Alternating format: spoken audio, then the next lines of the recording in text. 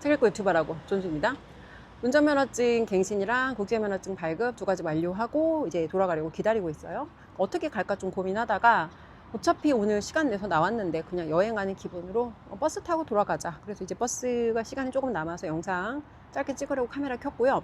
오늘 사실 여기에 오는 이 여정 동안 되게 많은 걸 느꼈어요. 일단 요즘에는 우리가 뭔가 의사결정을 할 때 예전에 비해서 굉장히 편리해졌어. 무슨 얘기냐면 예전에는 뭔가를 할 때 그 방법을 찾는 게 되게 힘들었단 말이에요. 그래서 뭐 예를 들어서 운전면허증 갱신하는 법을 찾으려면 여기에 대한 정보를 내가 원하는 딱 그 해당하는 정보를 찾는 게 되게 어려웠어요. 근데 요즘에는 뭐 블로그라든지 아니면 이제 각 그런 관공서에서도 이런 정보들을 되게 데이터베이스화해서 되게 잘 관리를 해놨고, 또 한 가지 추가된 게 AI한테 물어보면 웬만한 것들은 굉장히 쉽게 찾을 수가 있어요. 근데 이게 사실은 굉장히 함정인 게, 자 봐봐요. 오늘 여기를 운전면허증 이제 갱신을 하겠다고 왔는데 기차를 타고 왔어요.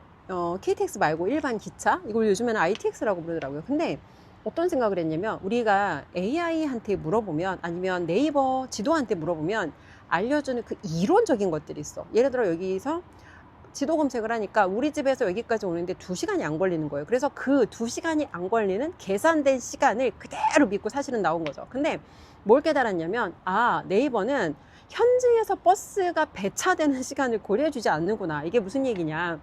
이론상으로는 걔 말이 맞아. 근데 그 이론상의 걔 말이 맞으려면 내가 예산역에 딱 도착했는데 내가 타야 되는 그 버스가 딱 마침 나를 기다리고 있다가 그 버스가 나를 기다리고 있다 태워서 이곳으로 왔을 때 이 시간이 네이버가 알려주는 그 시간이구나. 근데 현지 와서 뭘 깨달았냐면, 도착하자마자 이제 오는 중간에 좀 떠오르는 생각이 있어서 이거 찍고 가야겠다. 그래서 영상을 하나 찍었어요. 그리고 버스 정류장에 딱 갔더니 내가 타야 되는 그 버스가 막 1, 2분 전에 떠난 거야. 근데 더 중요한 건 버스가 갈 수 있지. 근데 왜 나는 현지 지역에서의 그 대중교통 시간을 생각을 안 해봤을까? 물론 택시를 타고 가면 돼. 근데 내가 오늘 생각했던 여정은 대중교통을 이용해서 오늘 좀 한번 갔다 와보는 경험을 해보고 싶었단 말이야. 근데 막상 와서 보니까 현지 버스 시간에 대한 고려가 없었고, 현지 버스의 배차 간격이 막 1시간, 2시간 이런 거예요. 근데 아까 내가 봤을 땐 상당히 상황이 절망적인 게, 버스가 이론적으로는 있어. 근데 그 버스가 없는 거나 마찬가지인 게, 하루에 한 대 다니는 버스가 있고 막 1시간, 2시간에 버스가 한 대 다니는 이런 식인 거예요. 그럼 이런 식으로라면 누군가 질문을 해요. 사람한테 예산역에서 뭐 운전면허 그 시험장까지 대중교통으로 갈 수 있어? 라고 물어보면 사람한테 물어봤으면 뭐라고 했을까? 아니, 대중교통으로 갈 수 없어 라고 대답했을 거. 왜? 현실적으로 이론적으로 갈 수 있지만 1시간 2시간의 버스를 기다려서 그 버스를 타고 싶은 사람은 없거든. 그러면 인간의 판단이라는 게 들어가지 않았을 때 이런 기술적인 것들이 우리한테 주는 답변은 상당히 비효율적인 답변이 된다는 거예요. 근데 만약에 이게 우리의 되게 중요한 인생의 의사결정을 해야 되는데 내가 얻은 조언이 인간의 판단이 들어간 조언이 아니라 그런 AI가 내려주는 이론적인 조언에 내가 의지한 거야. 사실 이번에 뉴질랜드 유학을 준비하는 과정에도 비슷한 일이 하나 있었어요. 이제 유학 준비하는 여정에 알아보니까 그 컨설턴트를 고용하는 게 비용이 없더라고요. 그러니까 소비자한테는 비용을 받지 않고 연계된 학교 측에서 그 비용을 부담하는 것 같아요. 그래서 오히려 비용이 안 들어가니까 그러면 내가 한번 셀프로 해봐야겠다. 이 여정을 셀프로 내가 해보면 그러면 내가 다음에 누군가 이 경험을 원할 때 내가 도와줄 수 있지 않을까? 사실 이렇게 단순하게 생각하고 내가 이제 그 여정을 한번 해봐야겠다 그렇게 생각하고 단순하게 생각하고 직접 셀프 지원을 한 거예요. 이런 거예요. 누군가가 물어봐. 뉴질랜드 유학 갈 건데 셀프 지원 할 수 있어? 대답은 응, 그리고 아니에요. 이게 무슨 얘기냐. 지원은 할 수 있지, 이론적으로. 내가 영어를 쓸 수 있고 영어로 내가 지원서를 작성해서 지원 버튼을 누르면 되잖아, 온라인으로.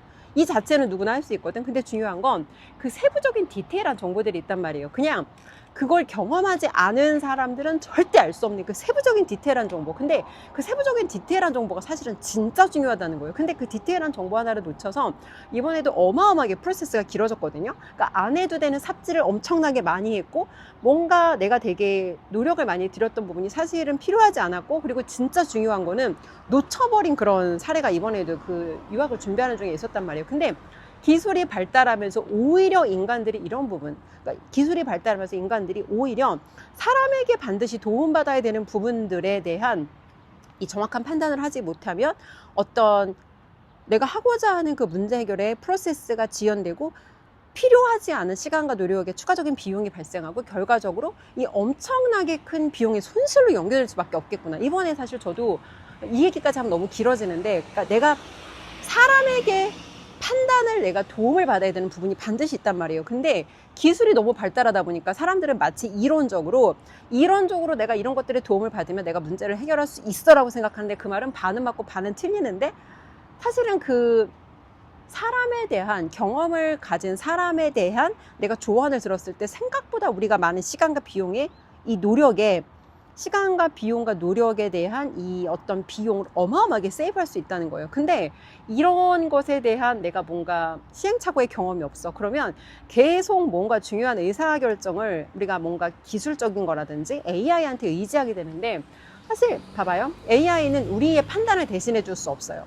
AI가 우리한테 줄 수 있는 건 단순히 인간들이 필요한 정보에 대한 제공일 뿐이고, 거기에 한 가지 중요한 게 빠진 게 있는 게, 인간이 들어가서 판단을 해야 되는 부분이 있어. 예를 들어서 아까 내가 얘기한 것처럼 천안에서 예산 면허시험장 갈 건데 갈 수 있어? 갈 수 있지. 근데 대중교통을 타는데 1시간, 2시간을 기다려 그걸 타고 싶은 사람은 없단 말이에요. 근데 이런 디테일한 부분에서 AI가 인간을 대체할 수 없다는 거. 근데 많은 사람들이 정보에 대해서 내가 도움을 받을 수 있지만 내 판단을 AI한테 아웃소싱해서는 안 된다. 근데 많은 사람들이 자기의 되게 중요한 판단을 AI한테 넘기고 걔네가 마치 우리의 중요한 판단을 대신할 수 있다라는 생각을 하는데, 이게 진짜 위험하다는 거예요. 최근에 몇 번의 이런 어떤 기술의 이런 뭐라고 할까, 이런 인터넷 기반의 기술의 도움을 받아서 오히려 그 기술의 도움을 받았던 게 나에게 해로웠던 몇 번의 경험을 하고 나니까 이걸 내가 되게 각인해야겠구나.